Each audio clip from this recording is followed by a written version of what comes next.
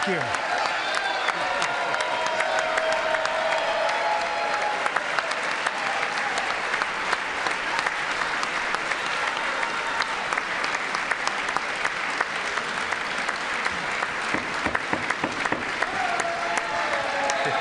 Thank you very much. Thank you very much. It's a great honor. Thank you very much. Speaker Johnson, Vice President Vance, the First Lady of the United States,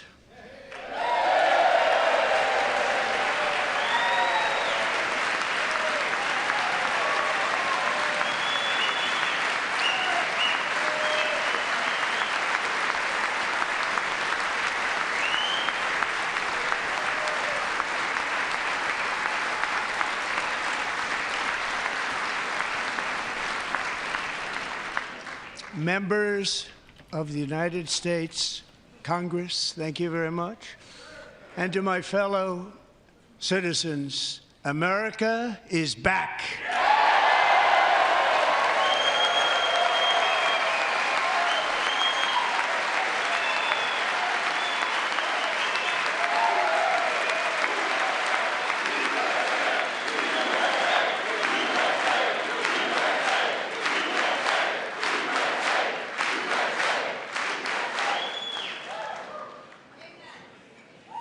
6 weeks ago, I stood beneath the dome of this Capitol and proclaimed the dawn of the golden age of America. From that moment on, it has been nothing but swift and unrelenting action to usher in the greatest and most successful era in the history of our country. We have accomplished more in 43 days than most administrations accomplished in 4 years or 8 years, and we are just getting started.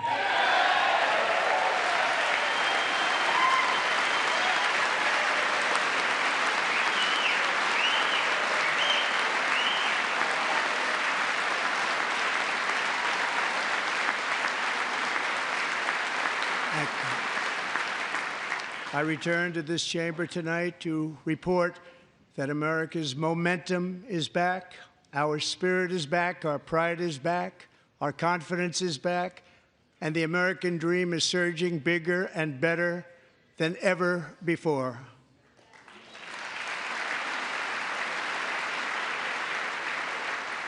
The American dream is unstoppable, and our country is on the verge of a comeback, the likes of which the world has never witnessed and perhaps will never witness again. There's never been anything like it.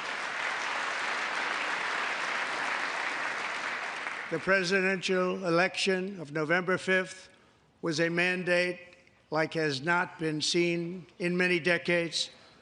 We won all 7 swing states, giving us an electoral college victory of 312 votes.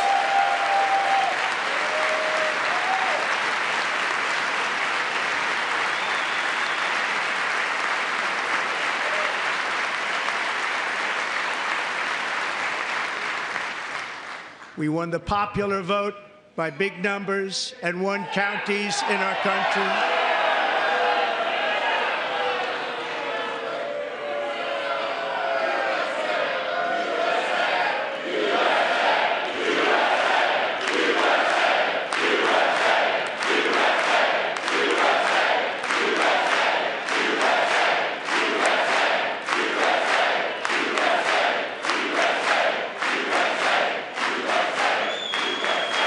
And won counties in our country, 2,700 to 525, on a map that reads almost completely red for Republican.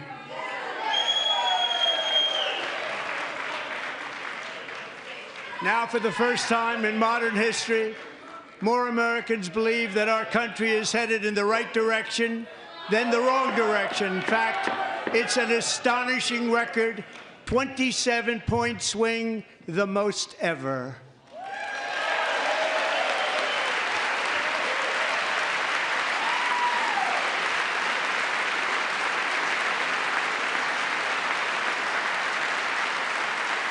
Likewise, Small business optimism saw its single largest one-month gain ever recorded, a 41-point jump.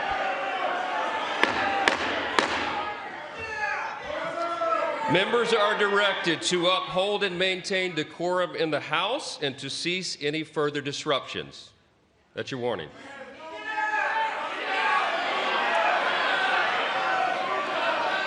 Members are engaging in willful and continuing breach of decorum, and the chair is prepared to direct the Sergeant-at-Arms to restore order to the joint session.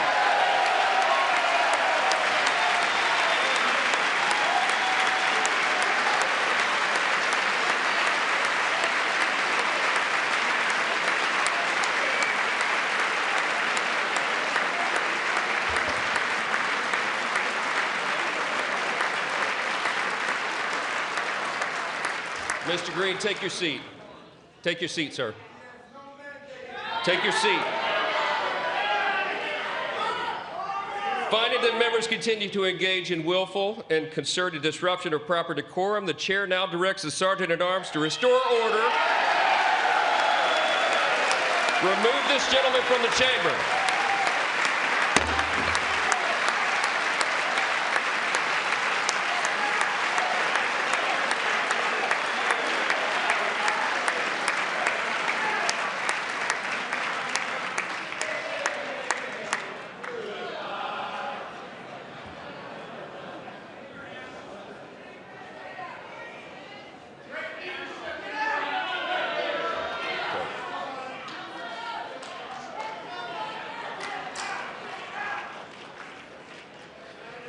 Members are directed to uphold and maintain decorum in the House. Mr. President, you continue. Thank you. Over the past 6 weeks, I have signed nearly 100 executive orders and taken more than 400 executive actions, a record to restore common sense, safety, optimism, and wealth all across our wonderful land. The people elected me to do the job, and I'm doing it.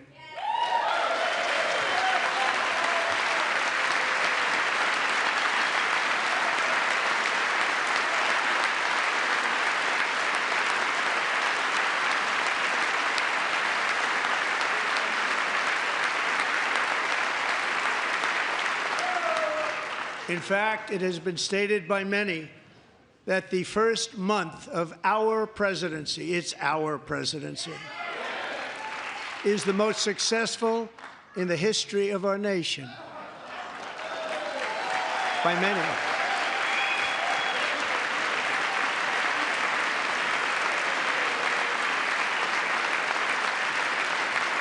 And what makes it even more impressive is that, do you know who number 2 is?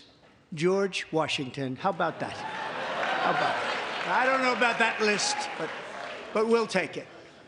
Within hours of taking the oath of office, I declared a national emergency on our southern border, and I deployed the U.S. military and Border Patrol to repel the invasion of our country.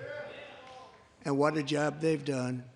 As a result, illegal border crossings last month were by far the lowest ever recorded, ever.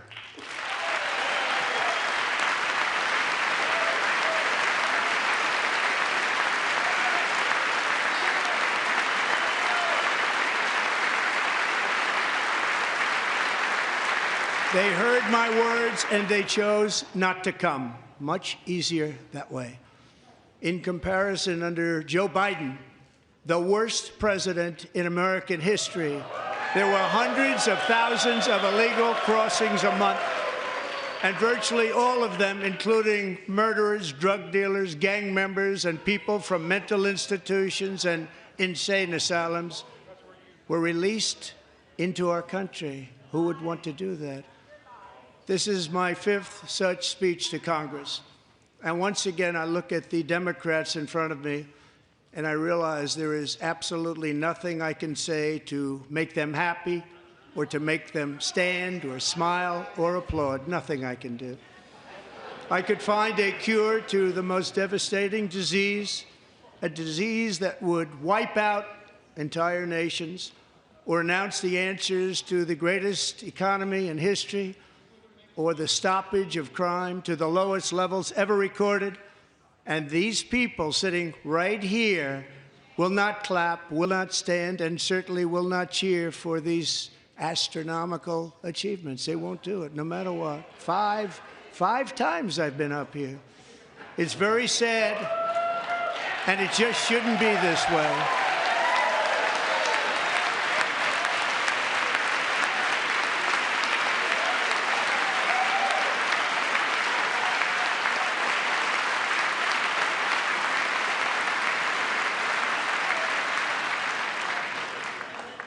So Democrats sitting before me, for just this one night, why not join us in celebrating so many incredible wins for America? For the good of our nation, let's work together and let's truly make America great again.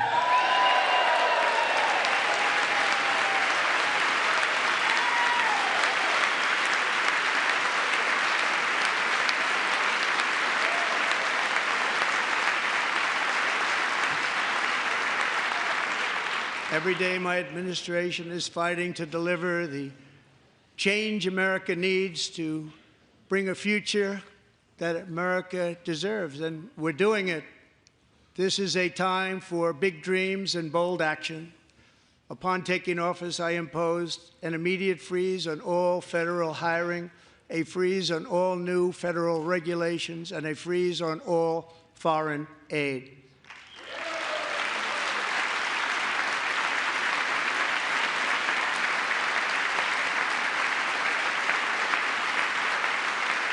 I terminated the ridiculous Green New Scam. I withdrew from the unfair Paris Climate Accord, which was costing us trillions of dollars that other countries were not paying. I withdrew from the corrupt World Health Organization.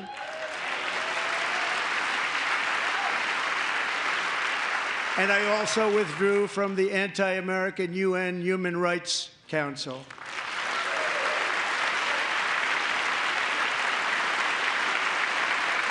We ended all of Biden's environmental restrictions that were making our country far less safe and totally unaffordable. And importantly, we ended the last administration's insane electric vehicle mandate, saving our auto workers and companies from economic destruction.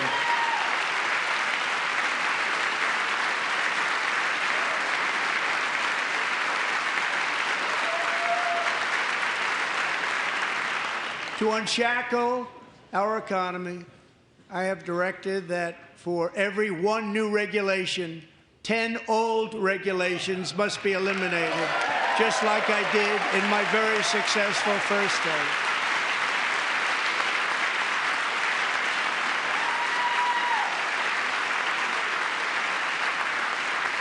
And in that first term, we set records on ending unnecessary rules and regulations like no other president had done before. We ordered all federal workers to return to the office. They will either show up for work in person or be removed from their job.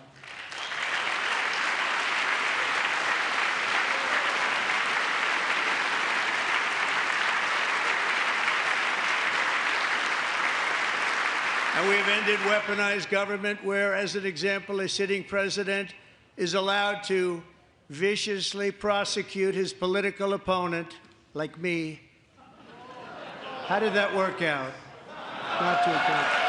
Not too good.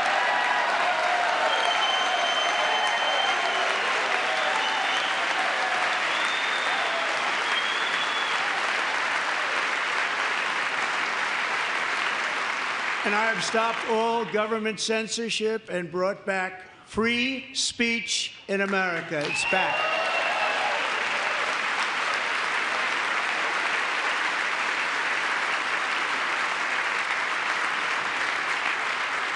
And 2 days ago, I signed an order making English the official language of the United States of America.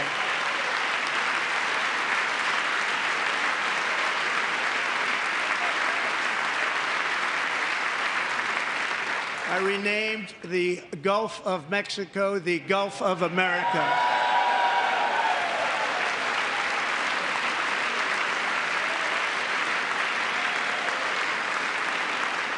And likewise, I renamed, for a great president, William McKinley, Mount McKinley again. Beautiful Alaska. We love Alaska. We've ended the tyranny of so-called diversity, equity, and inclusion policies all across the entire federal government and indeed the private sector and our military. And our country will be woke no longer.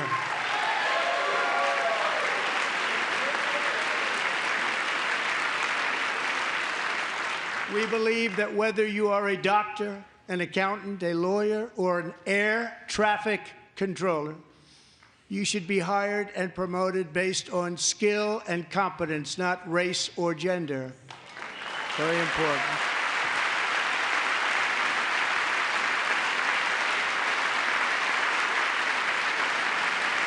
You should be hired based on merit. And the Supreme Court, in a brave and very powerful decision, has allowed us to do so. Thank you. Thank you very much. Thank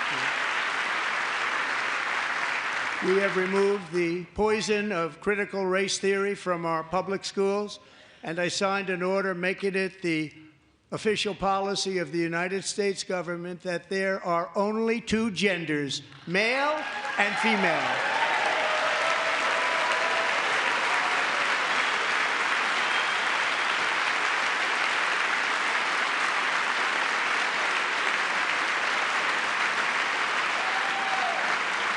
I also signed an executive order to ban men from playing in women's sports.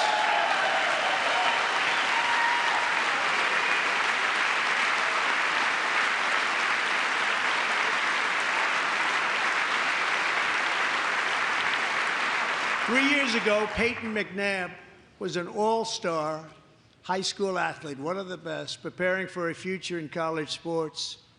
But when her girls' volleyball match was invaded by a male, he smashed the ball so hard in Peyton's face, causing traumatic brain injury, partially paralyzing her right side, and ending her athletic career. It was a shot like she's never seen before. She's never seen anything like it. Peyton is here tonight in the gallery, and Peyton, from now on, schools will kick the men off the girls' team, or they will lose all federal funding.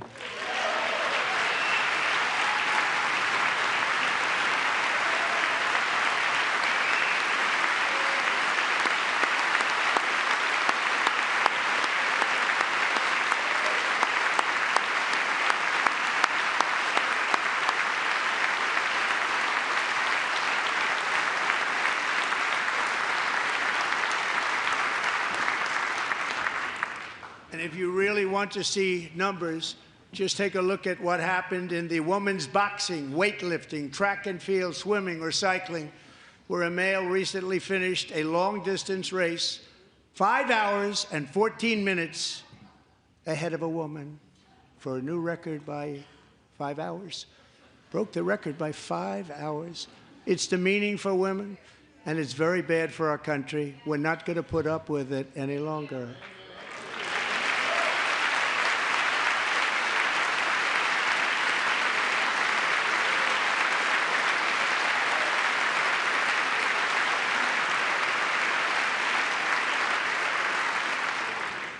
What I have just described is only a small fraction of the common sense revolution that is now, because of us, sweeping the entire world. Common sense has become a common theme, and we will never go back. Never. Never going to let that happen. Among my very highest priorities is to rescue our economy and get dramatic and immediate relief to working families. As you know, we inherited from the last administration an economic catastrophe and an inflation nightmare. Their policies drove up energy prices, pushed up grocery costs, and drove the necessities of life out of reach for millions and millions of Americans. They've never had anything like it. We suffered the worst inflation in 48 years, but perhaps even in the history of our country. They're not sure. As president, I'm fighting every day to reverse this damage and make America affordable again.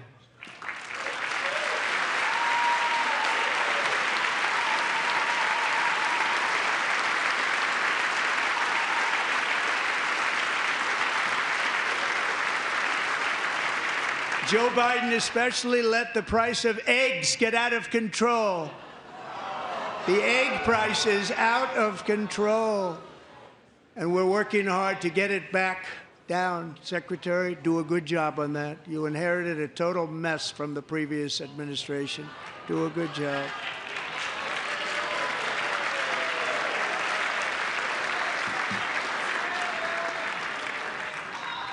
A major focus of our fight to defeat inflation is rapidly reducing the cost of energy. The previous administration cut the number of new oil and gas leases by 95%, slowed pipeline construction to a halt, and closed more than 100 power plants. We are opening up many of those power plants right now.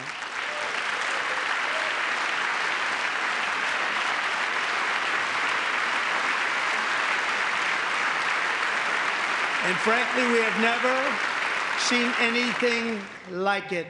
That's why on my first day in office, I declared a national energy emergency.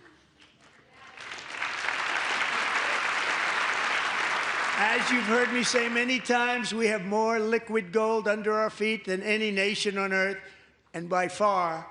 And now I fully authorize the most talented team ever assembled to go and get it. It's called Drill, Baby, Drill.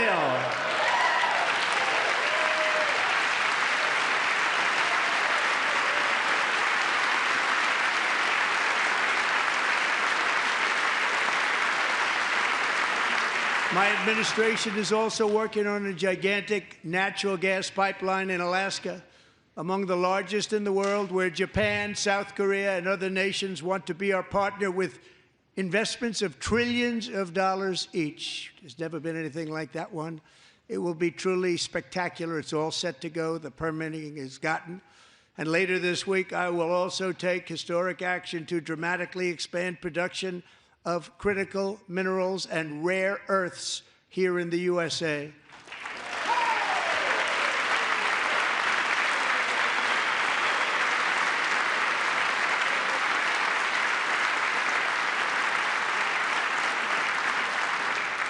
To further combat inflation, we will not only be reducing the cost of energy, but will be ending the flagrant waste of taxpayer dollars.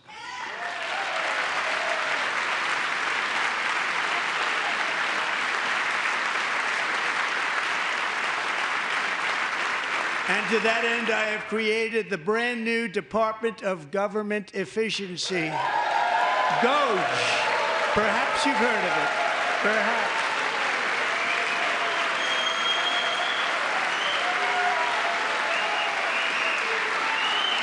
Which is headed by Elon Musk, who is in the gallery tonight.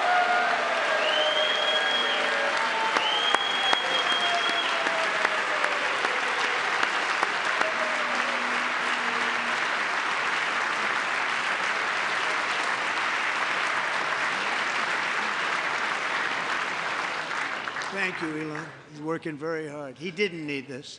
He didn't need this.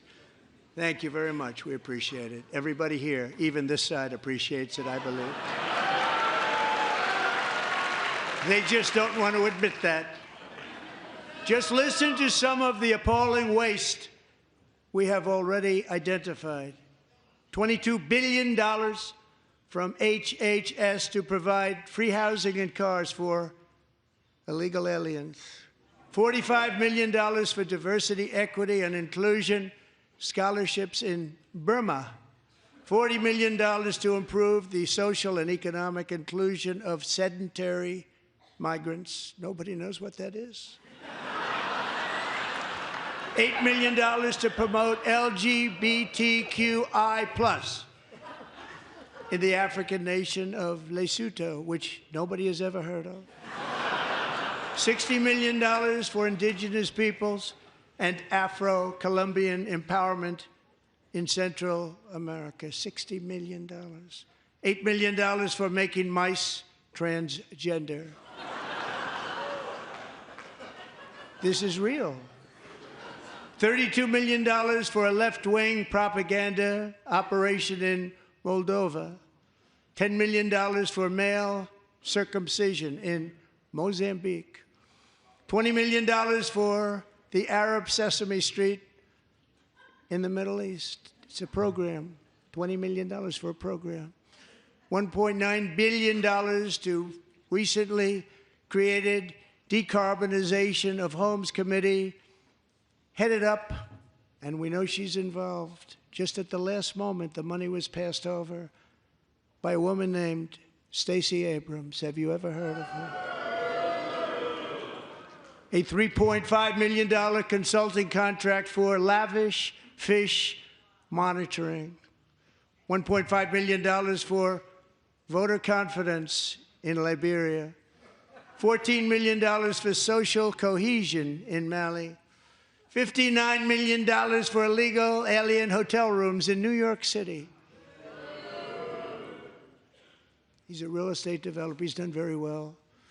$250,000 to increase vegan local climate action innovation in Zambia. $42 million for social and behavior change in Uganda. $14 million for improving public procurement in Serbia. $47 million for improving learning outcomes in Asia. Asia's doing very well with learning. I don't know what we're doing. We should use it ourselves. And $101 million for DEI contracts at the Department of Education. The most ever paid, nothing even like it. Under the Trump administration, all of these scams, and they're far worse, but I didn't think it was appropriate to talk about them. They're so bad. Many more have been found out and exposed and swiftly terminated by a group of very intelligent, mostly young people, headed up by Elon, and we appreciate it. We found hundreds of billions of dollars of fraud.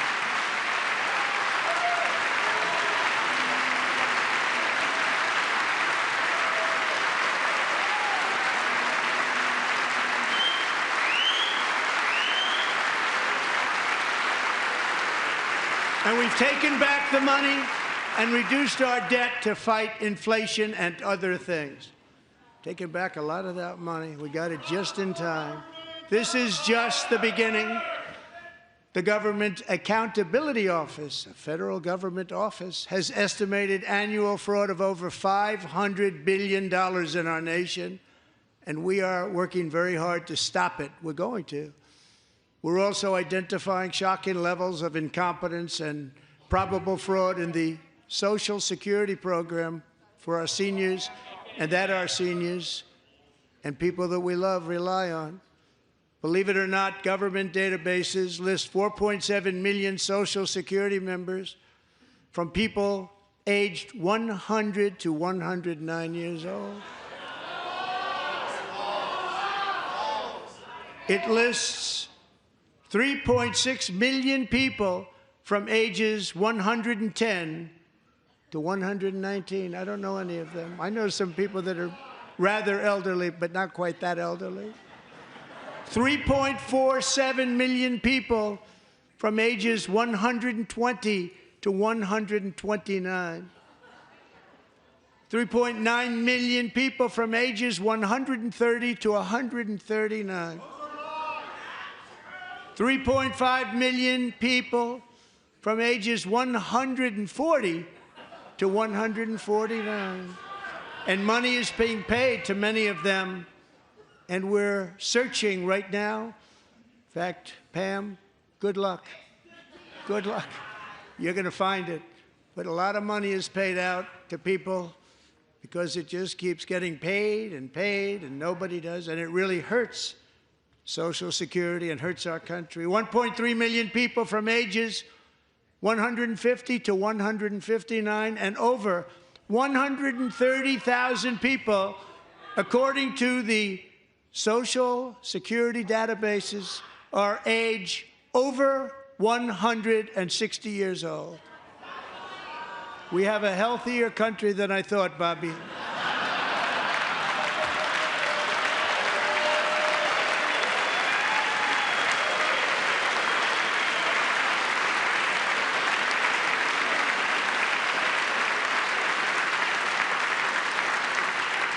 Including, to finish, 1,039 people between the ages of 220 and 229, one person between the age of 240 and 249, and one person is listed at 360 years of age.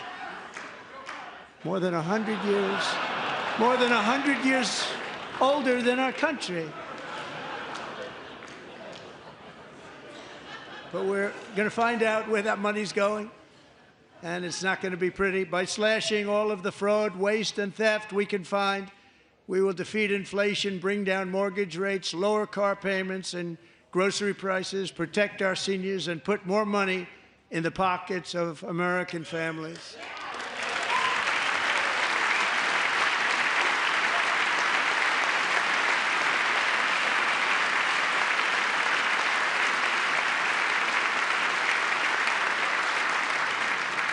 And today, interest rates took a beautiful drop, big, beautiful drop. It's about time.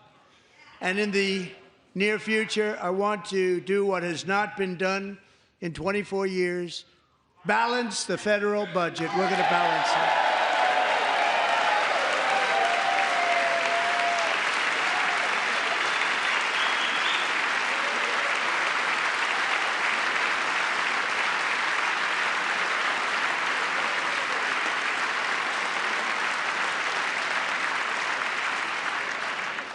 With that goal in mind, we have developed in great detail what we are calling the Gold Card, which goes on sale very, very soon. For $5 million, we will allow the most successful job-creating people from all over the world to buy a path to U.S. citizenship. It's like the green card, but better and more sophisticated. And these people will have to pay tax in our country. They won't have to pay tax from where they came. The money that they've made, you wouldn't want to do that, but they have to pay tax, create jobs. They'll also be taking people out of colleges and paying for them so that we can keep them in our country instead of having them being forced out. Number one, at the top school, as an example, being forced out and not being allowed to stay and create tremendous numbers of jobs and great success for a company out there. So while we take out the criminals, killers, traffickers, and child predators who are allowed to enter our country under the open border policy of these people, the Democrats, the Biden administration, the open border insane policies that you've allowed to destroy our country, we will now bring in brilliant, hardworking, job-creating people. They're going to pay a lot of money, and we're going to reduce our debt with that money.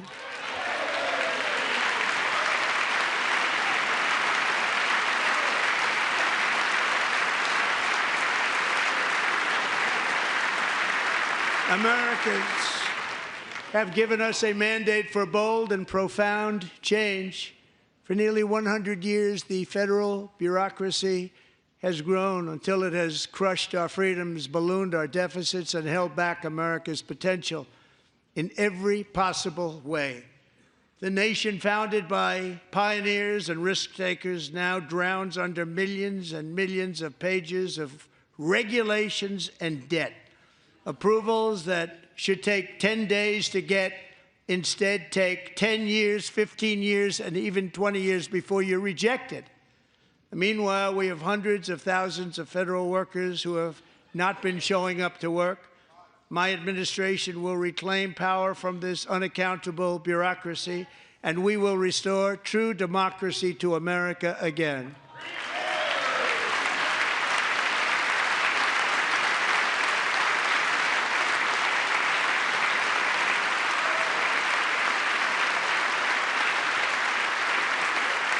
And any federal bureaucrat who resists this change will be removed from office immediately. Because we are draining the swamp. It's very simple. And the days of rule by unelected bureaucrats are over.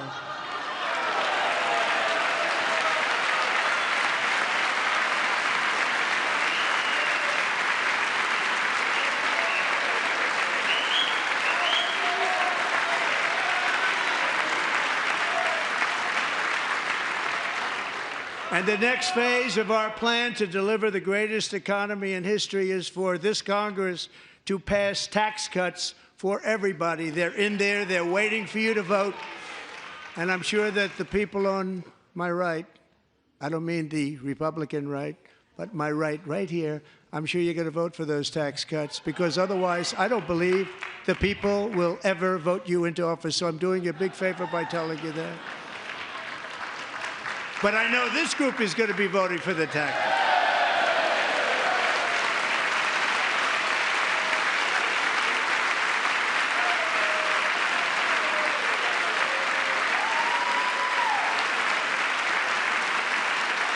Thank you. It's a very, very big part of our plan. We had tremendous success in our first term with it. A very big part of our plan. We're seeking permanent income tax cuts all across the board. And to get urgently needed relief to Americans hit especially hard by inflation, I'm calling for no tax on tips, no tax on overtime, and no tax on Social Security benefits for our great seniors.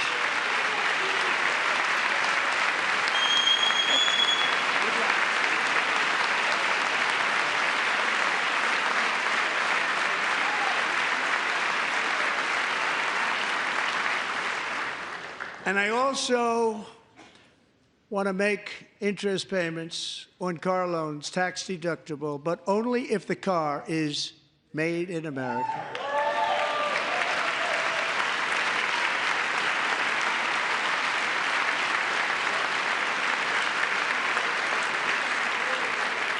And by the way, we're going to have growth in the auto industry like nobody's ever seen. Plants are opening up all over the place. Deals are being made. Never seen. That's a combination of the election win and tariffs. It's a beautiful word, isn't it? That, along with our other policies, will allow our auto industry to absolutely boom. It's going to boom.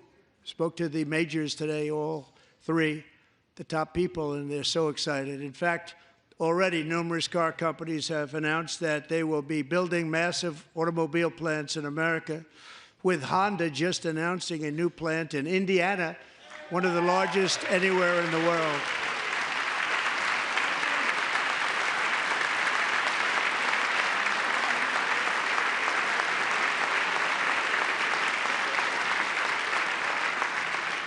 And this has taken place since our great victory on November 5th, a date which will hopefully go down as one of the most important in the history of our country.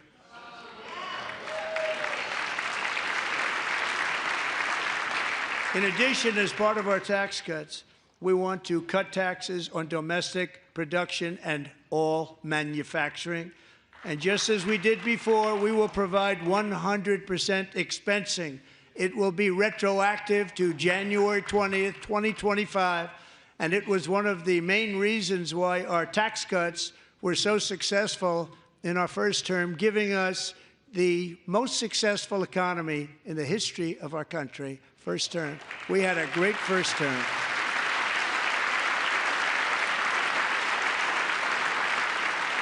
If you don't make your product in America, however, under the Trump administration, you will pay a tariff, and in some cases, a rather large one. Other countries have used tariffs against us for decades, and now it's our turn to start using them against those other countries. On average, the European Union, China, Brazil, India, Mexico, and Canada, have you heard of them? And countless other nations charge us tremendously higher tariffs than we charge them. It's very unfair. India charges us auto tariffs higher than 100%. China's average tariff on our products is twice what we charge them. And South Korea's average tariff is 4 times higher. Think of that, 4 times higher. And we give so much help militarily and in so many other ways to South Korea, but that's what happens. This is happening by friend and foe.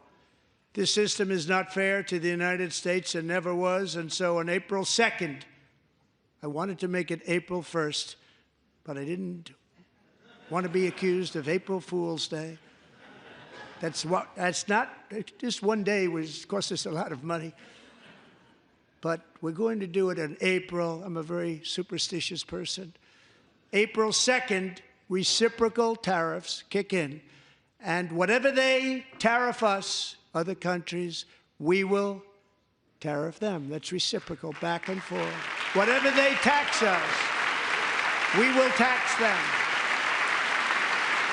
If they do non-monetary tariffs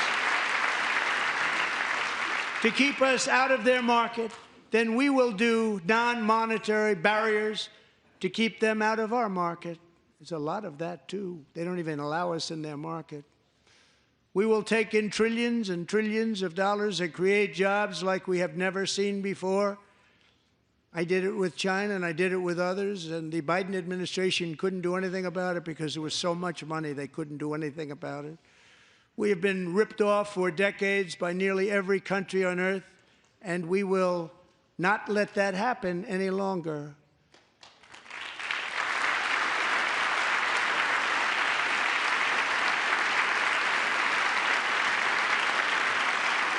Much has been said over the last 3 months about Mexico and Canada, but we have very large deficits with both of them. But even more importantly, they've allowed fentanyl to come into our country at levels never seen before, killing hundreds of thousands of our citizens and many very young, beautiful people, destroying families. Nobody's ever seen anything like it. They are, in effect, receiving subsidies of hundreds of billions of dollars. We pay subsidies to Canada and to Mexico of hundreds of billions of dollars, and the United States will not be doing that any longer. We're not going to do it any longer.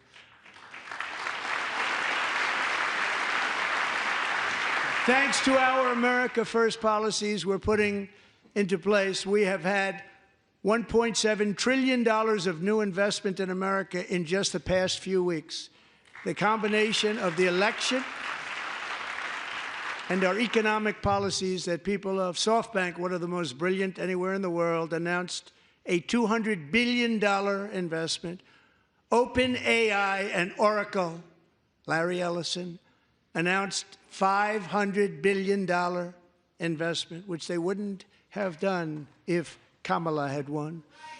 Apple announced $500 billion investment.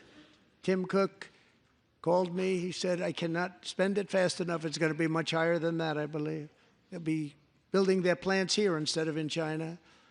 And just yesterday, Taiwan Semiconductor, the biggest in the world, most powerful in the world, has a tremendous amount, 97% of the market, announced a $165 billion investment to build the most powerful chips on earth right here in the USA.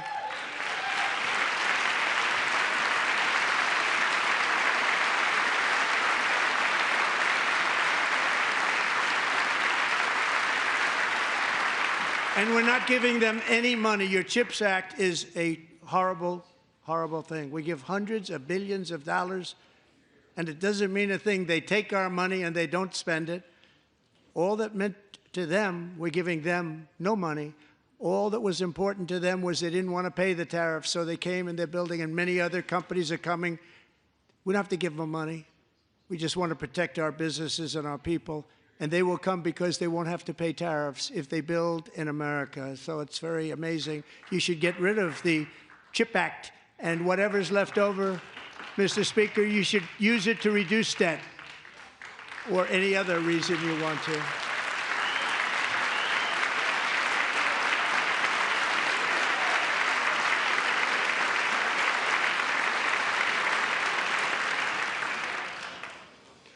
Our new trade policy will also be great for the American farmer. I love the farmer, who will now be selling into our home market, the USA, because nobody is going to be able to compete with you. because there's goods that come in from other countries and companies. They're really in a bad position in so many different ways. They're uninspected. They may be very dirty and disgusting, and they come in and they pour in, and they hurt our American farmers. The tariffs will go on agricultural product coming into America, and our farmers, starting on April 2nd, it may be a little bit of an adjustment period. We had that before when I made the deal with China, $50 billion of purchases, and I said, just bear with me, and they did. They did. Probably have to bear with me again, and this will be even better. That was great.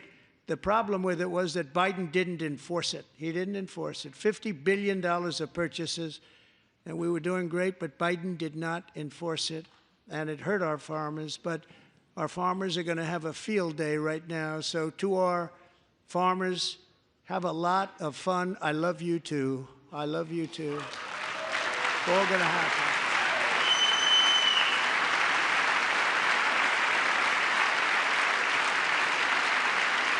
And I have also imposed a 25% tariff on foreign aluminum, copper, lumber, and steel, because if we don't have, as an example, steel and lots of other things, we don't have a military, and frankly, we just won't have a country very long. Here today is a proud American steelworker, fantastic person from Decatur, Alabama, Jeff Denard. Has been working at the same steel plant for 27 years in a job that has allowed him to serve as the captain of his local volunteer fire department, raise 7 children with his beautiful wife, Nicole, and over the years provide a loving home for more than 40 foster children. So great, Jeff.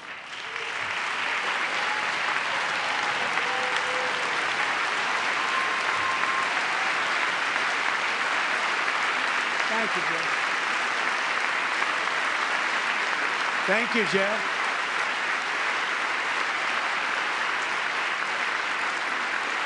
Stories like Jeff's remind us that tariffs are not just about protecting American jobs.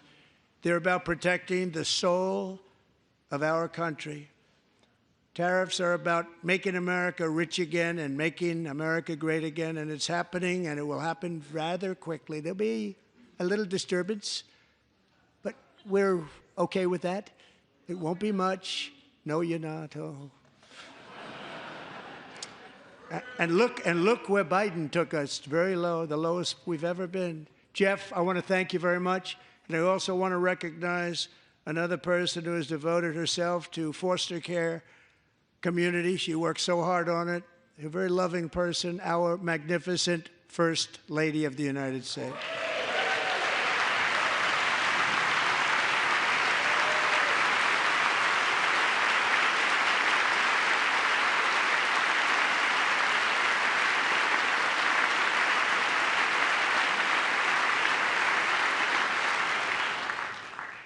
Melania's work has yielded incredible results, helping prepare our nation's future leaders as they enter the workforce. Our First Lady is joined by 2 impressive young women, very impressive. Haley Ferguson, who benefited from the First Lady's Fostering the Future initiative and is poised to complete her education and become a teacher. And Elliston Berry, who became a victim of an illicit deepfake image produced by a peer. With Elliston's help, the Senate just passed the Take It Down Act, and this is so important. Thank you very much, John. John Thune, thank you. Stand up, John. Thank you, John.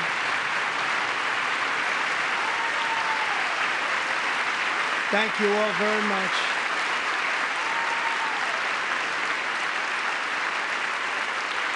Thank you. And thank you to John Thune and the Senate. Great job. To criminalize the publication of such images online is a terrible, terrible thing. And once it passes the House, I look forward to signing that bill into law. Thank you. And I'm going to use that bill for myself, too, if you don't mind. Because nobody gets treated worse than I do online. Nobody. That's great. Thank you very much to the Senate. Thank you. But if we truly care about protecting Americans' children, no step is more crucial than securing America's borders. Over the past 4 years, 21 million people poured into the United States. Many of them were murderers, human traffickers, gang members, and other criminals from the streets of dangerous cities all throughout the world. Because of Joe Biden's insane and very dangerous open border policies, they are now strongly embedded in our country, but we are getting them out and getting them out fast.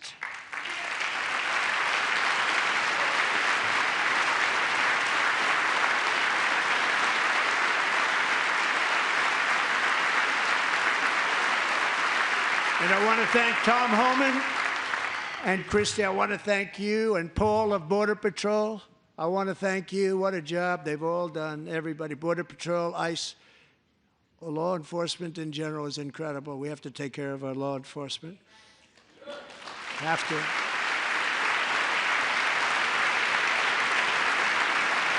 Last year,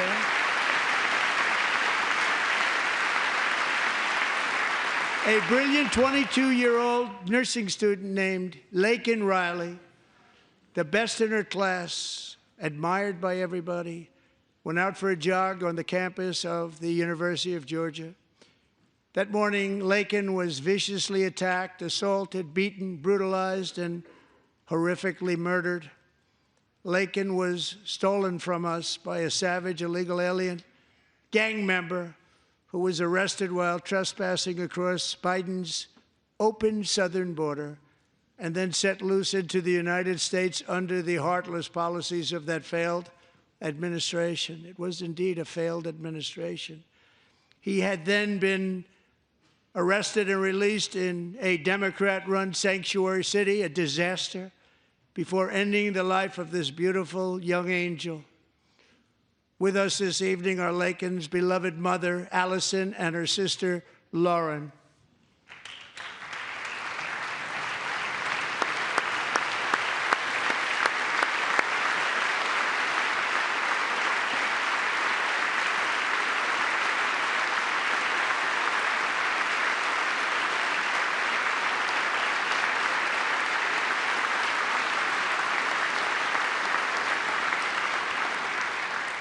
Last year, I told Laken's grieving parents that we would ensure their daughter would not have died in vain.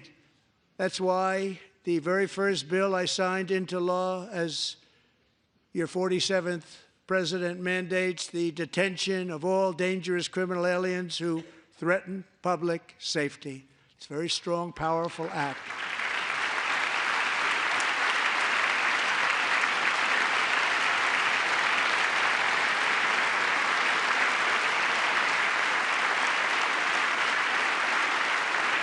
It's called the Laken-Riley Act.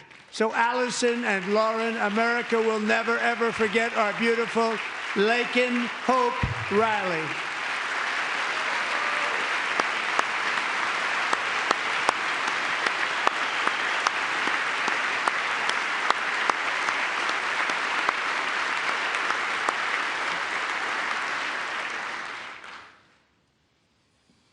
Thank you very much. Since taking office, my administration has launched the most sweeping border and immigration crackdown in American history, and we quickly achieved the lowest numbers of illegal border crossers ever recorded. Thank you.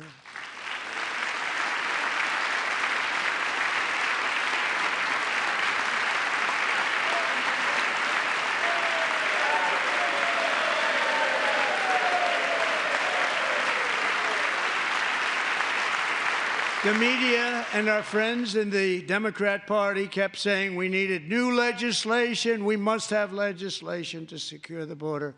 But it turned out that all we really needed was a new president.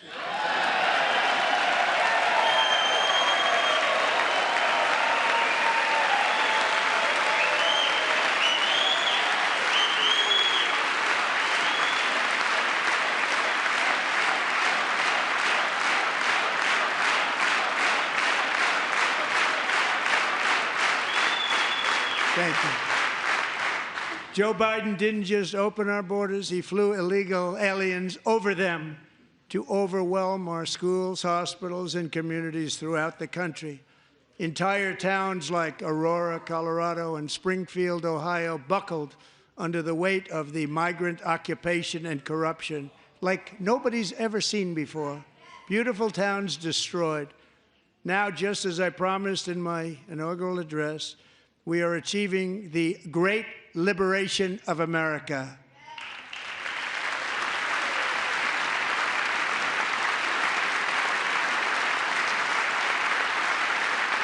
But there still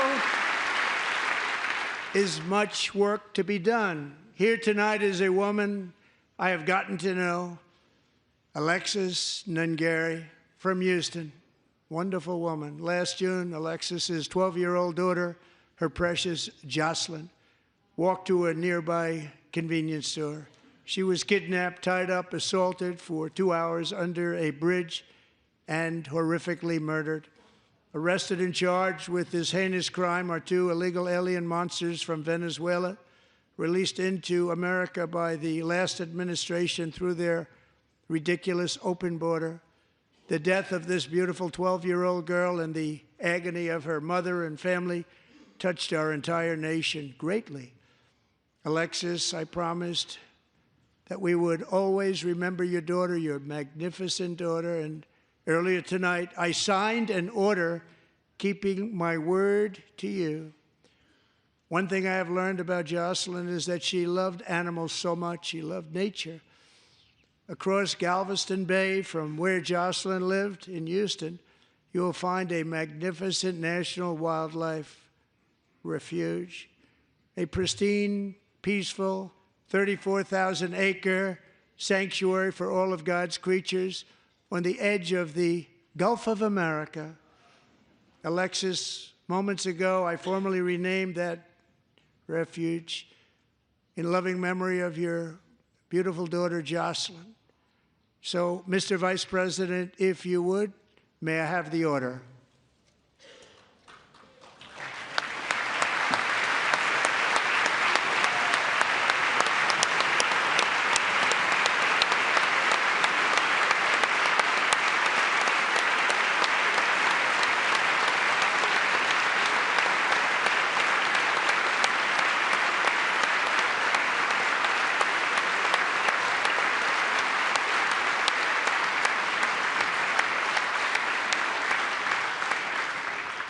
Thank you very much. All 3 savages charged with Jocelyn and Lakin's murders were members of the Venezuelan prison gang, the toughest gang, they say, in the world, known as Tren de Aragua. 2 weeks ago, I officially designated this gang, along with MS-13 and the bloodthirsty Mexican drug cartels, as foreign terrorist organizations.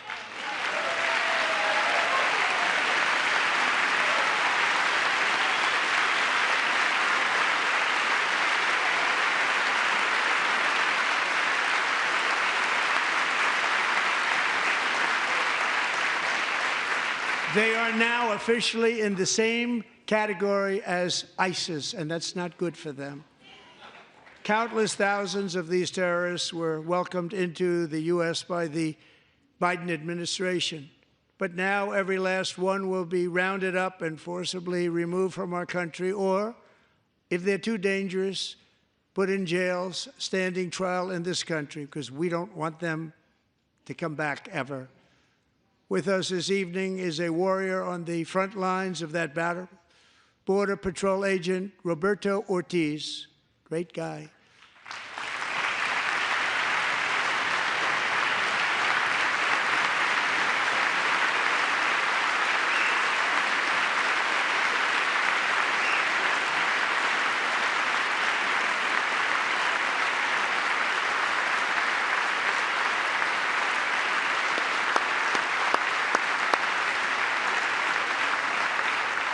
In January, Roberto and another agent were patrolling by the Rio Grande near an area known as Cartel Island. Doesn't sound too nice to me. When heavily armed gunmen started shooting at them.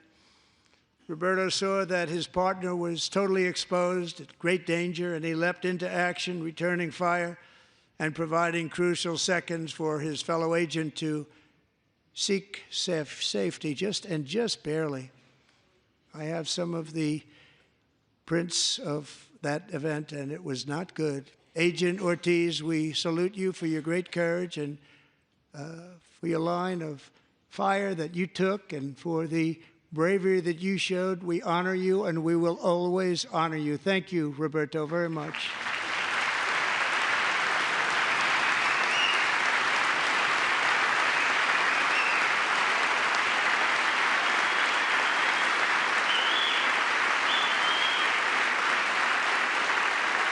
Thank you, Roberto.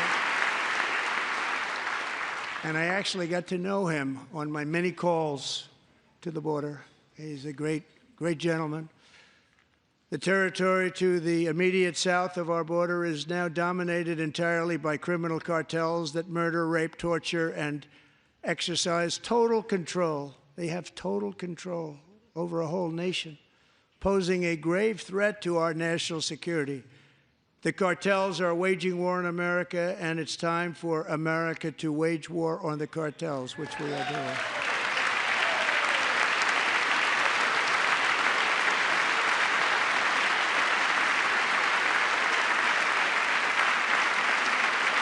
Five nights ago, Mexican authorities, because of our tariff policies being imposed on them, think of this, handed over to us 29 of the biggest cartel leaders in their country. That has never happened before. They want to make us happy.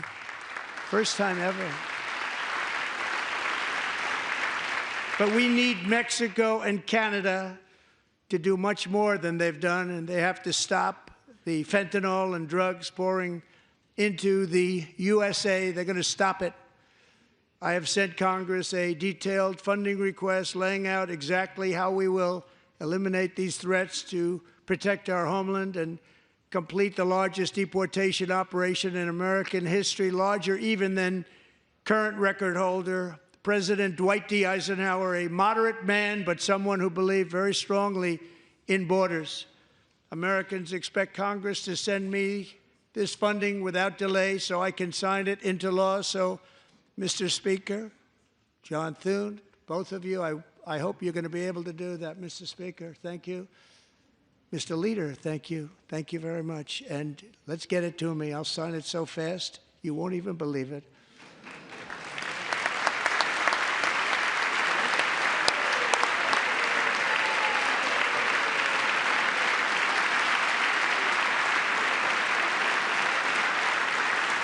And as we reclaim our sovereignty, we must also bring back law and order to our cities and towns.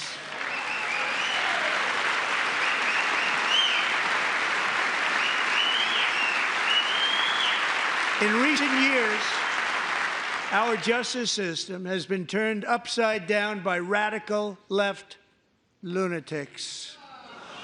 Many jurisdictions virtually ceased enforcing the law against dangerous repeat offenders while weaponizing law enforcement against political opponents like me.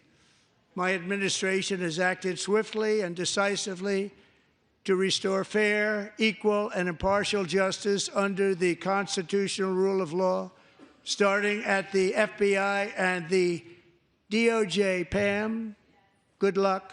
Cash, wherever you may be, good luck. Good luck. Pam Bond. Good luck. So important. Going to do a great job. Cash, thank you. Thank you, Cash.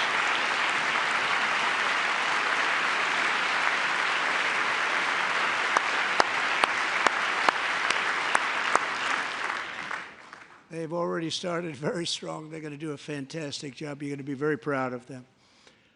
We're also once again giving our police officers the support, protection, and respect they so dearly deserve. They have to get it. They have such a hard, dangerous job, but we're going to make it less dangerous. The problem is the bad guys don't respect the law, but they're starting to respect it, and they soon will respect it.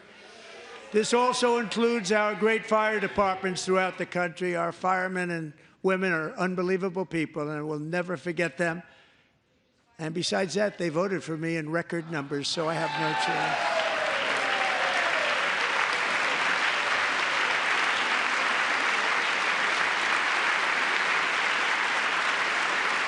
One year ago this month, 31-year-old New York police officer Jonathan Diller, unbelievably wonderful person and a great officer, was gunned down at a traffic stop on Long Island. I went to his funeral. The vicious criminal charged with his murder had 21 prior arrests, and they were rough arrests, too. He was a real bad one. The thug in the seat next to him had 14 prior arrests and went by the name of Killer. He was Killer. He killed other people, they say, a lot of them. I attended Officer Diller's service, and when I met his wife and one-year-old son, Ryan, it was very inspirational, actually. His widow's name is Stephanie, and she is here tonight. Stephanie, thank you very much, Stephanie. Thank you very much.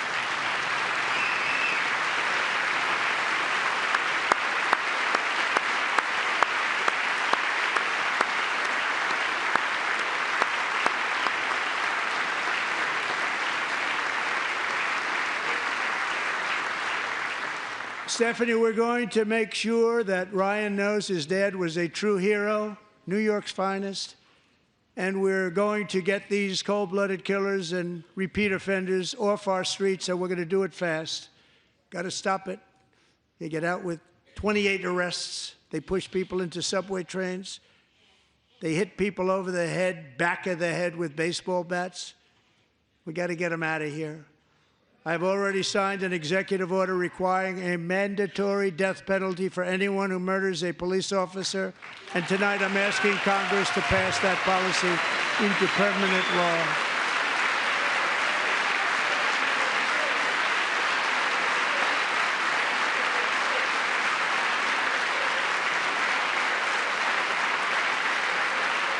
I'm also asking for a new crime bill getting tough on repeat offenders while enhancing protections for America's police officers so they can do their jobs without fear of their lives being totally destroyed. They don't want to be killed. We're not going to let them be killed. Joining us in the gallery tonight is a young man who truly loves our police. His name is DJ Daniel. He is 13 years old, and he has always dreamed of becoming a police officer.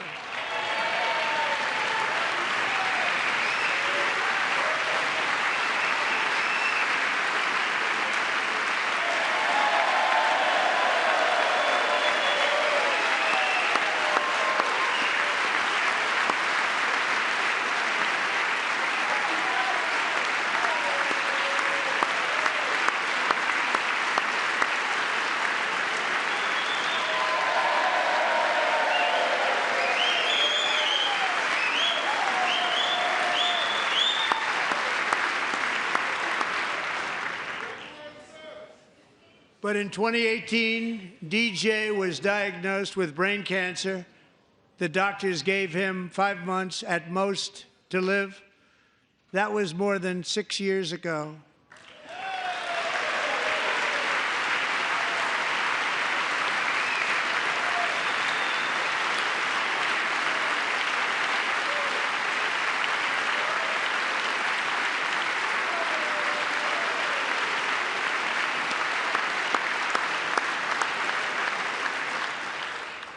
Since that time, DJ and his dad have been on a quest to make his dream come true, and DJ has been sworn in as an honorary law enforcement officer, actually a number of times. The police love him, the police departments love him. And tonight, DJ, we're going to do you the biggest honor of them all. I am asking our new Secret Service Director, Sean Curran, to officially make you an agent of the United States Secret Service.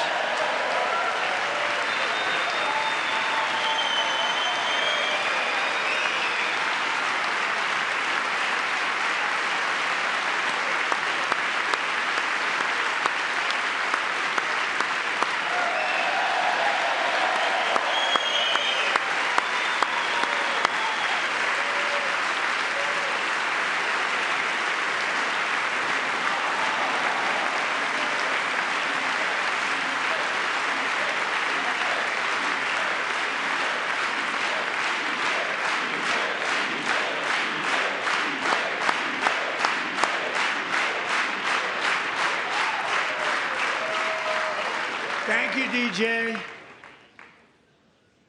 DJ's doctors believe his cancer likely came from a chemical he was exposed to when he was younger. Since 1975, rates of child cancer have increased by more than 40%. Reversing this trend is one of the top priorities for our new presidential commission to make America healthy again, chaired by our new Secretary of Health and Human Services, Robert F. Kennedy, Jr.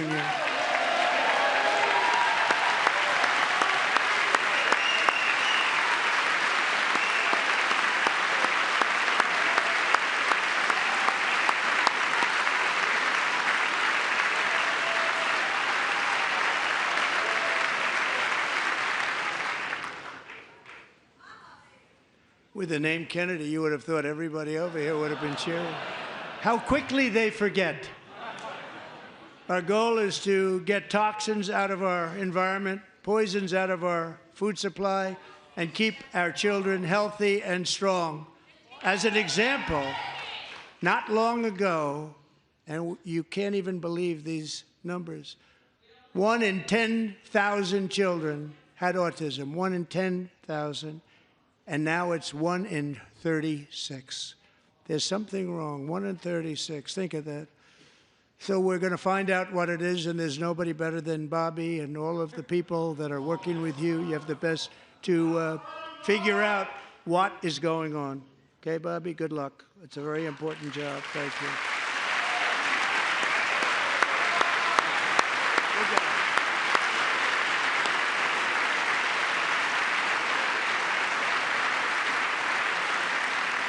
Thank you. My administration is also working to protect our children from toxic ideologies in our schools. A few years ago, January Littlejohn and her husband discovered that their daughter's school had secretly socially transitioned their 13-year-old little girl. Teachers and administrators conspired to deceive January and her husband while encouraging her daughter to use a new name and pronouns.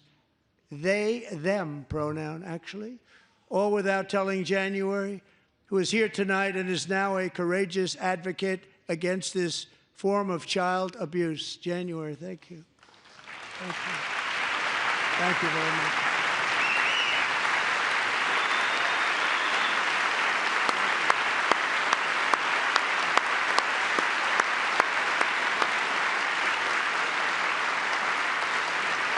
Thank you.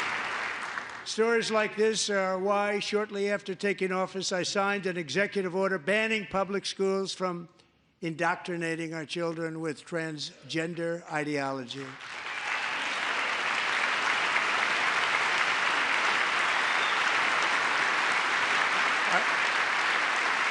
I also signed an order to cut off all taxpayer funding to any institution that engages in the sexual mutilation of our youth.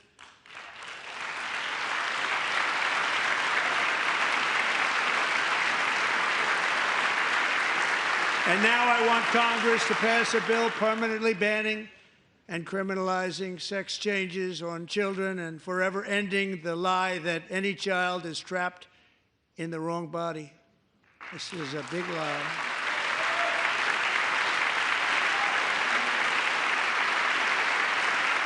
And our message to every child in America is that you are perfect exactly the way God made you.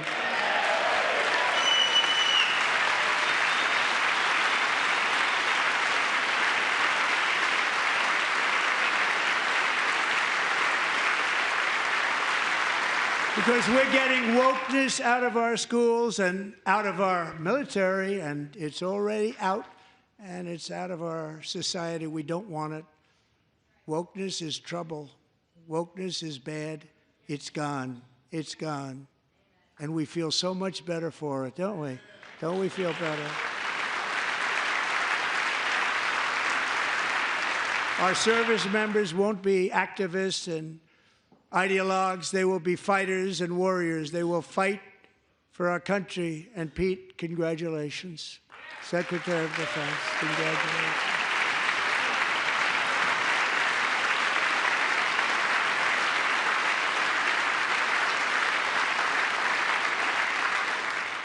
And he's not big into the woke movement, I can tell you. I know him well. I am pleased to report that in January, the U.S. Army had its single best recruiting month in 15 years, and that all armed services are having among the best recruiting results ever in the history of our services. What a difference.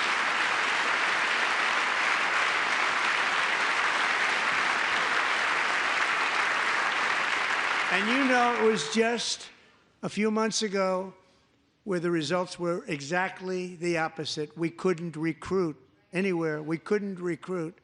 Now we're having the best results just about that we've ever had. What a tremendous turnaround. It's really a beautiful thing to see. People love our country again. It's very simple.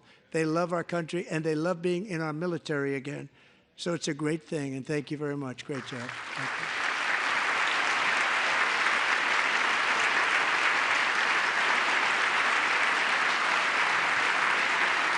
We're joined tonight by a young man, Jason Hartley, who knows the weight of that call of duty. Jason's father, grandfather, and great-grandfather all wore the uniform. Jason tragically lost his dad, who was also a Los Angeles County Sheriff's deputy when he was just a boy, and now he wants to carry on the family legacy of service. Jason is a senior in high school, a 6-letter varsity athlete, a really good athlete, they say, a brilliant student with a 4.46, that's good, GPA. And his greatest dream is to attend the U.S. Military Academy at West Point.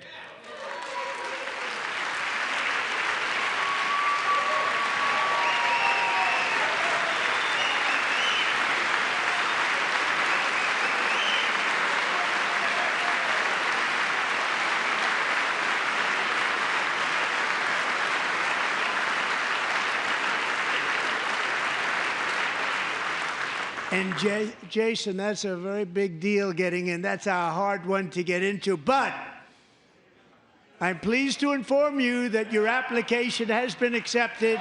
You will soon be joining the Corps of Cadets.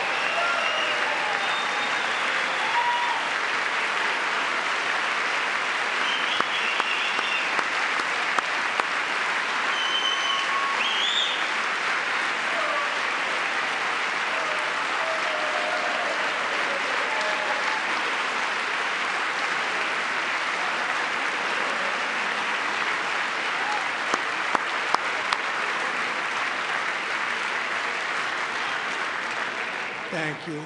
Jason, you're going to be on the long gray line, Jason. As Commander-in-Chief, my focus is on building the most powerful military of the future.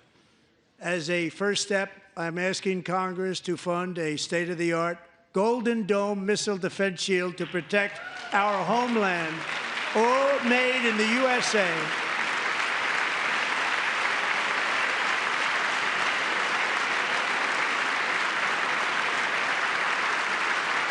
And Ronald Reagan wanted to do it long ago, but the technology just wasn't there, not even close. But now we have the technology. It's incredible, actually. And other places, they have it. Israel has it. Other places have it. And the United States should have it too, right, Tim, right? They should have it too. So I want to thank you. But it's a very, very important. This is a very dangerous world. We should have it. We want to be protected, and we're going to protect our citizens like never before. To boost our defense industrial base, we are also going to resurrect the American shipbuilding industry, including commercial shipbuilding and military shipbuilding.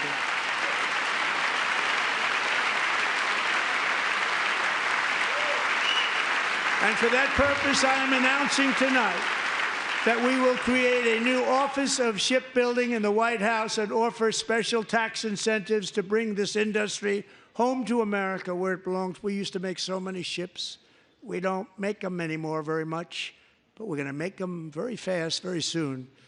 It will have a huge impact. To further enhance our national security, my administration will be reclaiming the Panama Canal, and we've already started doing it.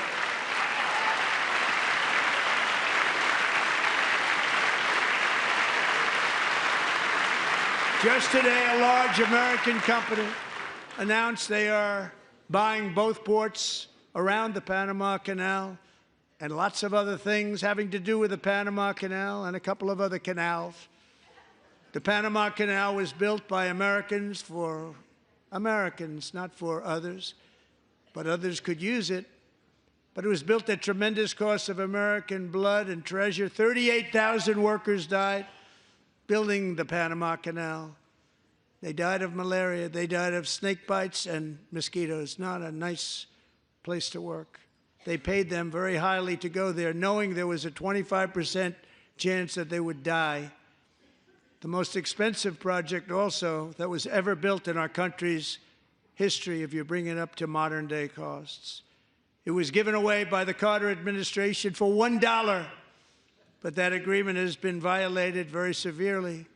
We didn't give it to China. We gave it to Panama, and we're taking it back.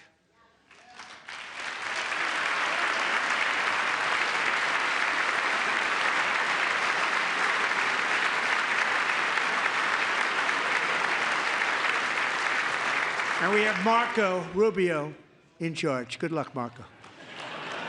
Now, we know who to blame if anything goes wrong. Marco's been amazing, and he's going to do a great job. Think of it. He got 100 votes. You know, he was approved with actually 99, but the 100th was this gentleman, and I feel very certain. So let's assume he got 100 votes. And I'm either very, very happy about that or I'm very concerned about it.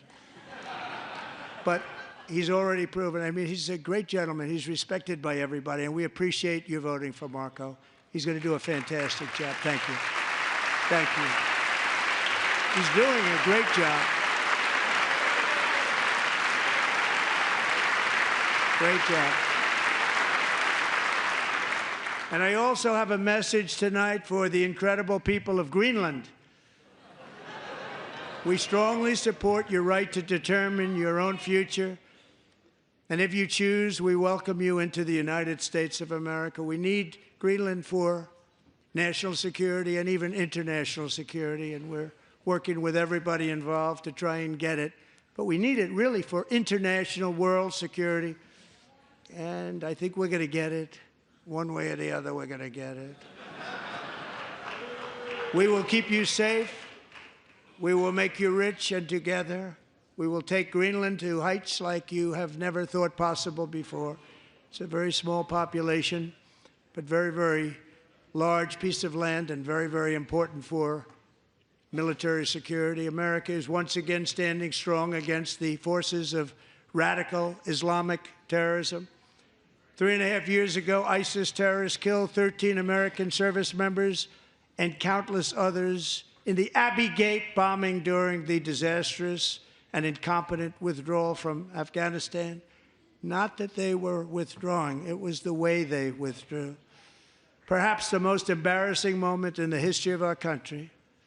Tonight, I am pleased to announce that we have just apprehended the top terrorist responsible for that atrocity, and he is right now on his way here to face the swift sword of American justice.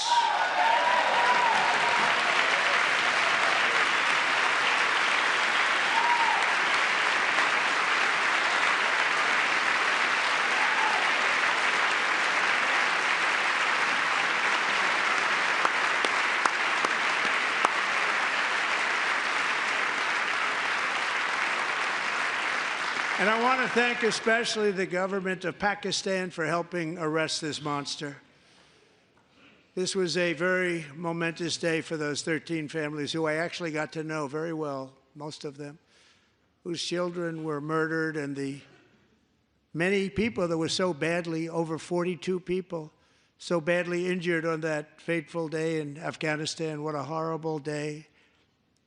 Such incompetence was shown that when Putin saw what happened, I guess he said, wow, maybe this is my chance. That's how bad it was. Should have never happened. Grossly incompetent people. I spoke to many of the parents and loved ones, and they're all in our hearts tonight.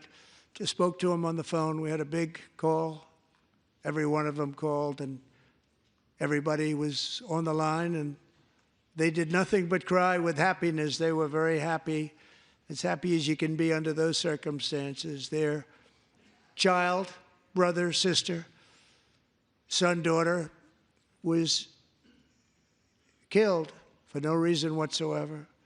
In the Middle East, we're bringing back our hostages from Gaza. In my first term, we achieved one of the most groundbreaking peace agreements in generations, the Abraham Accords.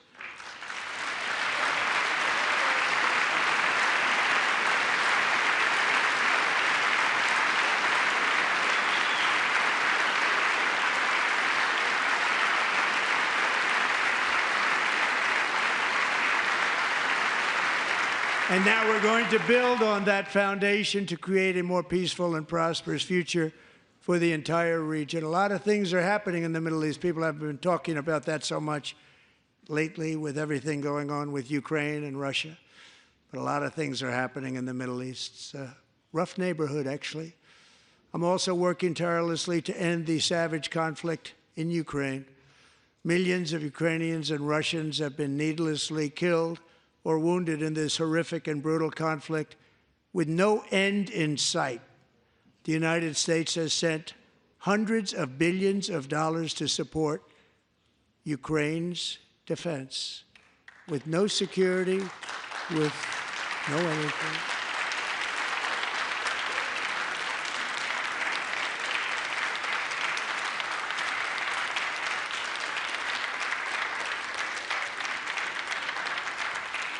Do you want to keep it going for another 5 years? Yeah, you would say Pocahontas says yes.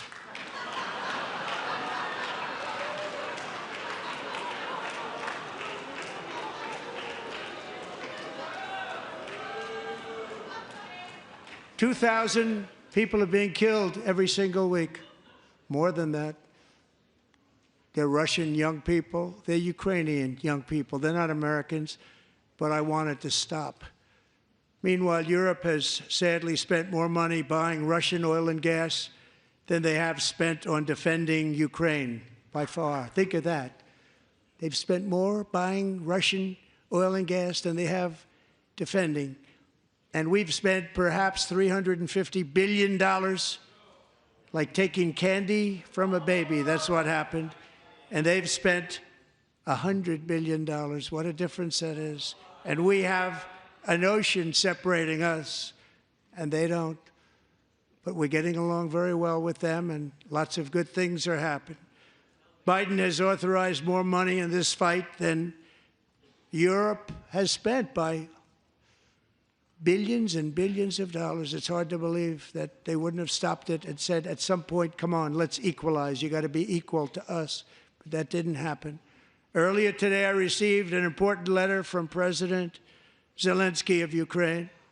The letter reads, Ukraine is ready to come to the negotiating table as soon as possible to bring lasting peace closer. Nobody wants peace more than the Ukrainians, he said.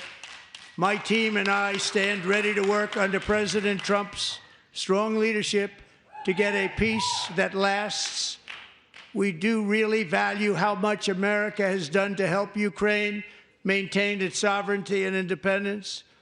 Regarding the agreement on minerals and security, Ukraine is ready to sign it at any time that is convenient for you. I appreciate that he sent this letter, just got it a little while ago. Simultaneously, we've had serious discussions with Russia and have received strong signals that they are ready for peace. Wouldn't that be beautiful? Wouldn't that be beautiful?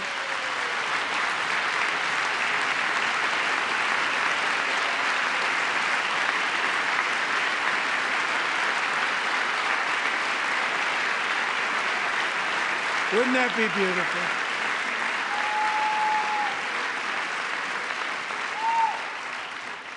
It's time to stop this madness. It's time to halt the killing.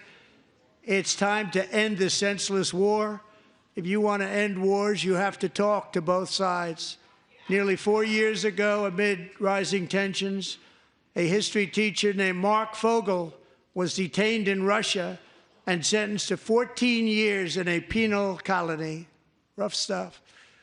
The previous administration barely lifted a finger to help him. They knew he was innocent, but they had no idea where to begin. But last summer, I promised his 95-year-old mother, Malphine, that we would bring her boy safely back home.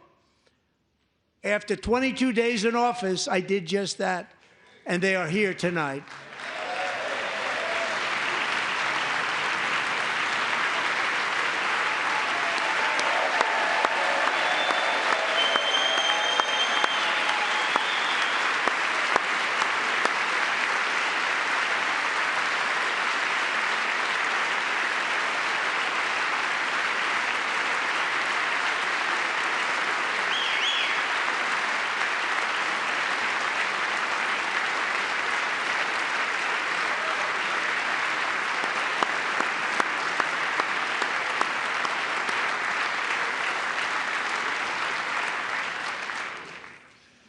To Mark and his great mom, we are delighted to have you safe and sound and with us.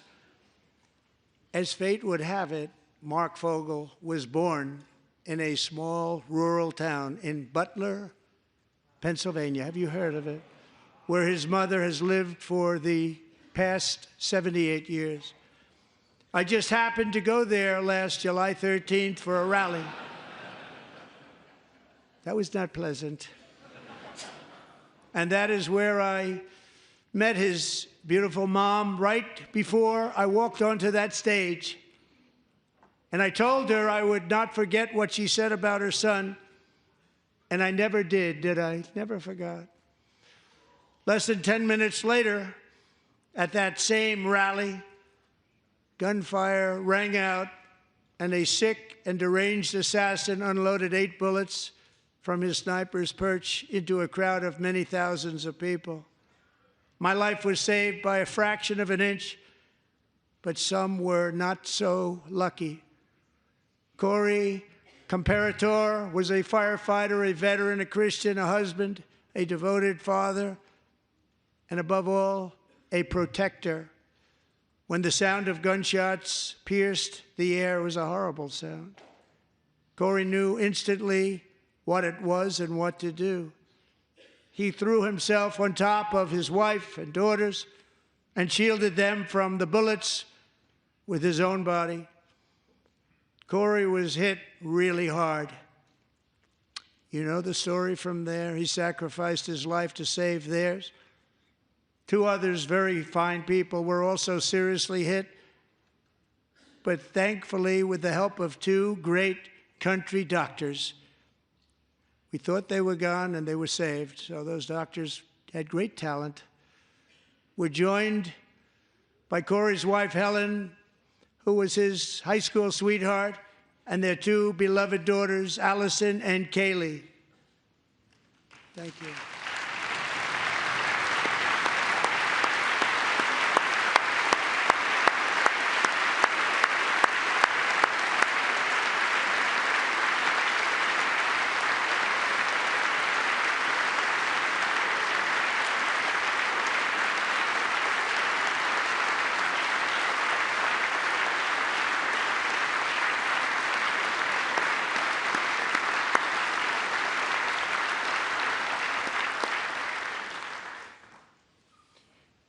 To Helen, Allison, and Kaylee, Corey is looking down on his 3 beautiful ladies right now, and he is cheering you on. He loves you. He is cheering you on. Corey was taken from us much too soon, but his destiny was to leave us all with a shining example of the selfless devotion of a true American patriot. It was love like Corey's that built our country, and it's love like Corey's that is going to make our country more majestic than ever before. I believe that my life was saved that day in Butler for a very good reason. I was saved by God to make America great again. I believe that. Thank you. Thank you.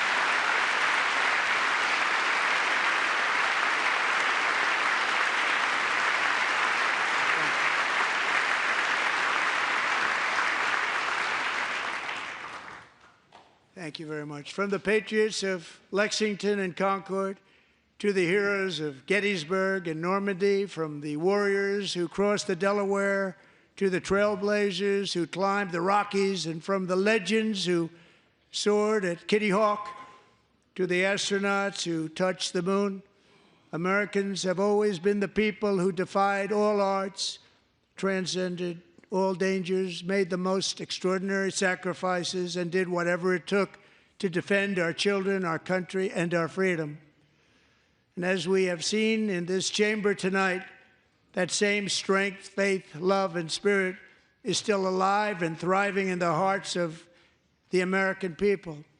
Despite the best efforts of those who would try to censor us, silence us, break us, destroy us, Americans are today a proud, free, sovereign, and independent nation that will always be free, and we will fight for it till death. We will never let anything happen to our beloved country, because we are a country of doers, dreamers, fighters, and survivors.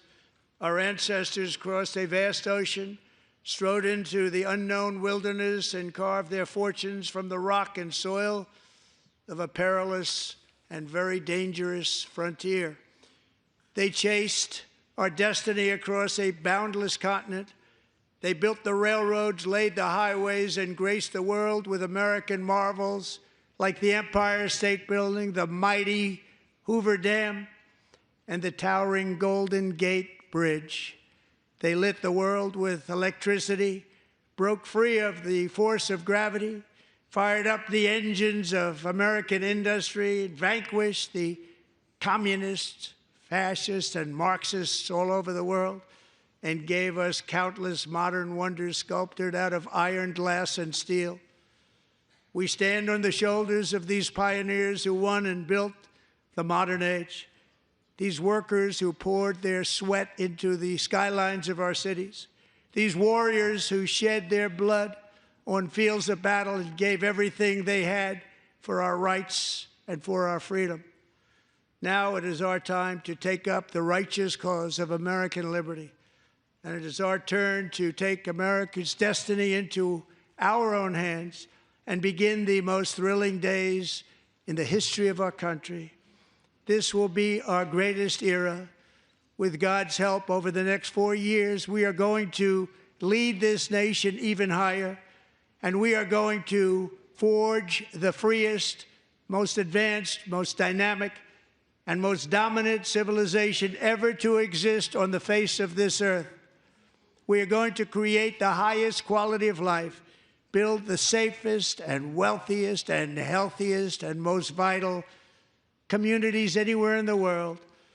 We are going to conquer the vast frontiers of science, and we are going to lead humanity into space and plant the American flag on the planet Mars and even far beyond.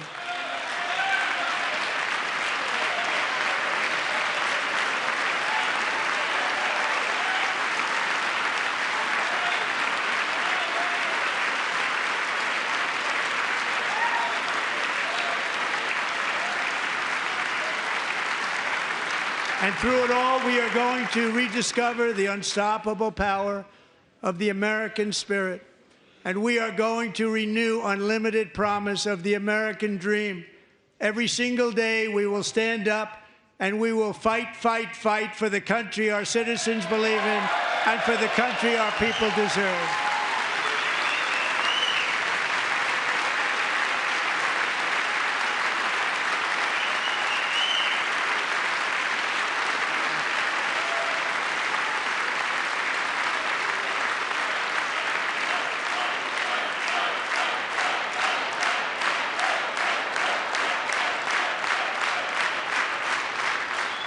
My fellow Americans, get ready for an incredible future, because the golden age of America has only just begun. It will be like nothing that has ever been seen before. Thank you, God bless you, and God bless America.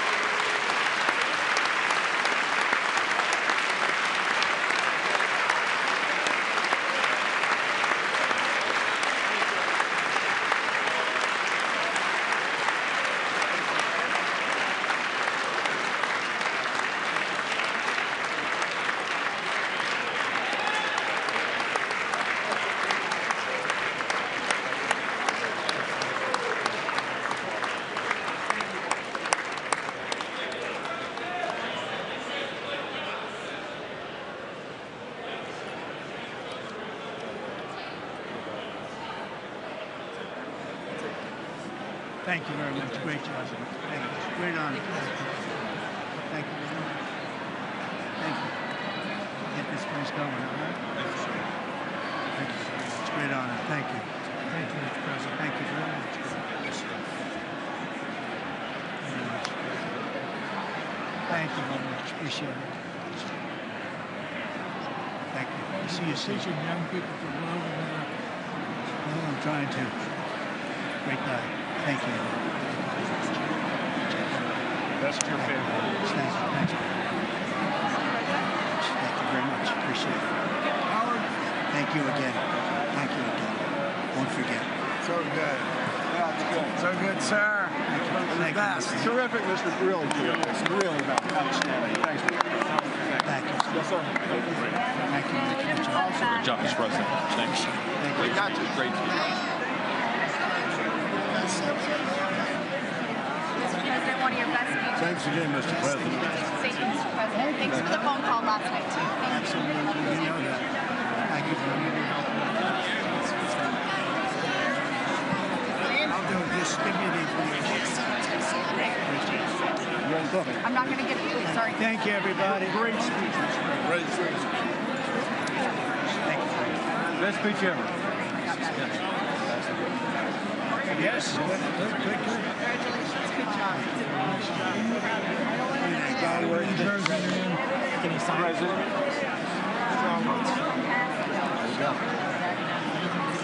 President Roger Williams, thanks for the call. I love Roger Williams. Thank you. You don't have to introduce yourself. Thank you, sir. Mr. President. I know you better than you do, Roger. Thank you so much. My great baseball player. America Good is- job. Great job you're doing. America is back. Thank you so much, Welcome you Mr. back in President. Pennsylvania anytime, sir. They stood for. Thank you all. They stood for another country, not our country. That was phenomenal. It's sir. hard to believe, isn't it? That was fantastic, sir. That was amazing. Thank you very much. Thank you. Thank you very much. Quick selfie. Mr. President. Good job, Mr. President. Great job. Thank you so much. Great speech, sir. Great speech. Yes, sir. President back in Pennsylvania. Oh, they're just like, here, I was saying, absolutely. Good job, Mr. West Virginia loves you. Oh, good. How you doing? All right? Did you get a chance to shake his hand earlier? Do you want me to get a picture of you shaking his hand or anything? You're good. Thank you very much. Let's do viral. Thank you, darling. Great, sir. Thank you. I love you. Best speech on the floor ever. Yeah, it was so good. Thank you. So good. Hey, you rocked it, Mr. President. We're with you, 100%. Crushed. Thank you. Really good. Congratulations. President. Best speech ever. Thank you. Mr. President, that was a great speech. That was awesome. God bless you. It was. Thank you. Great job. Let's go. Get down to that. You get down. Good luck. Yes, sir. Thank you. It's so great. Thank you, everybody. Good job. Thank you for mentioning God needs to help us. Thank you, Mr. President. It's true. Mr. President. Thank you. Thank you. Great speech. Great speech. Thanks for taking my call. Good record. Yeah. Epic. My man. Thank you for standing You strong. really triggered those people. Tremendous, Mr. President. Thank Somebody you. did. Thank you so much. Thanks for the beneficial ownership in this week. That was Oh, a good yeah. one. Thanks for mentioning farmers. Well, we love our farmers. Thank you, man. Thank you, Mr. President. You earned this night. Thank you very much. Appreciate it. Worked hard. Ass off, sir. Thank you, man. Proud of you. Thank you, Mr. President. Thank you so Appreciate much. it. Nice. Great again, brother. Thank you. Good endorsement here for I did indeed. You better believe it. Very well I done, did a good sir. endorsement. President, home run. Thank you very much. job. You killed it. Thank you, Mr. President. Thank you, everybody. You did great. Thank you. Good job. Thank you. Great to see you. Slam dunk. You're doing good. Thank you, sir. You did amazing, per usual. Thank you. I'll see you. Thank you. Yes, sir. Thank you. Hey, cheese. Thank you. Love you, Got Mr. it? President. Yes. Thank you, everybody. Look at this beautiful New congressman from Eastern Washington. We've never met. Oh, Michael that's Baumgartner. great. I was one of Mike Leach's best friends. Oh, He that's thinks good. very highly Mike of you. was tremendous. Tremendous. He was a great guy. Great What a speech. Great speech. Thank you. Thank you very much. Mr. Chairman. You did a great job. Yeah, thank you. Home run, Mr. Yeah, President. home run. Home run. Home run. That was a good one. Mr. President, good to see you, sir. Appreciate it. Good job. Good job. Thank you very much. Looking good. Look at them. I need to talk to you about some buildings, some public buildings. You let me know. I will. Thank you, sir. Mr. President. Gus, crazy.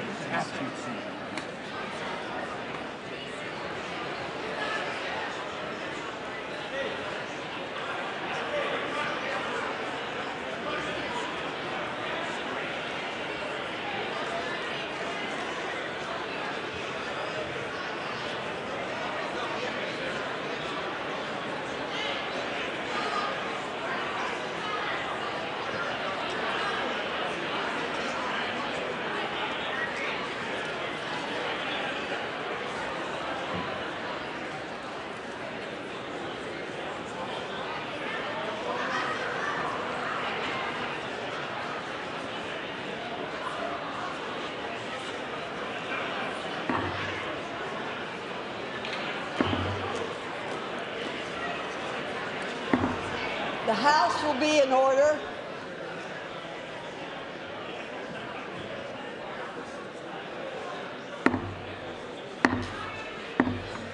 The House will be in order. For what purpose does the gentleman from Louisiana seek recognition?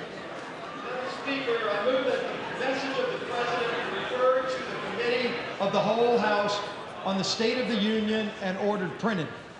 Without objection.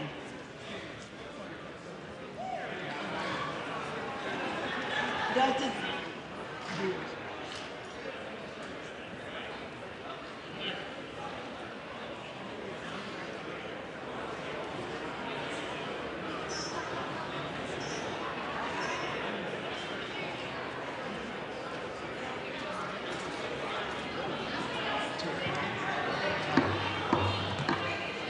does the gentleman from Louisiana have a motion? Madam Speaker, I move that the House now stand adjourned. The question is on the motion to adjourn. Those in favor say aye. Those opposed, no. The ayes have it. The motion is agreed to. Accordingly, the House stands adjourned until 10 a.m. tomorrow for morning hour debate.